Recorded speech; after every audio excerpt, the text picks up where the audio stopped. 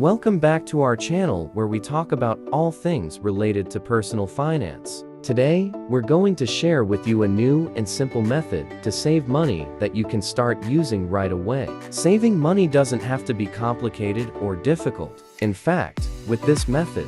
So, without further ado, let's dive right in. The new method we're talking about is called the 50-30-20 rule. This rule is a simple guideline to help you manage your finances and save money. The idea is to allocate your income into 3 categories: needs, wants, and savings.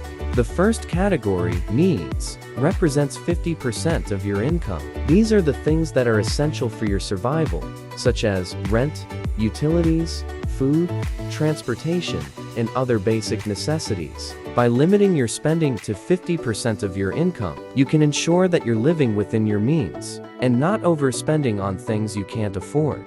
The second category, wants, represents 30% of your income. These are the things that you desire but are not essential for your survival, such as entertainment, dining out, shopping, and other discretionary expenses. By limiting your spending to 30% of your income, you can enjoy the things you love while keeping your expenses in check. The third category, savings, represents 20% of your income. This is the money that you set aside for your future goals, such as building an emergency fund, saving for a down payment on a house, or investing for retirement. By allocating 20% of your income to savings, you can build wealth and achieve financial security over time. So, there you have it, the 50-30-20 rule, a new and simple method to save money. By following this rule, you can take control of your finances and achieve your financial goals. Remember, saving money doesn't have to be complicated or difficult.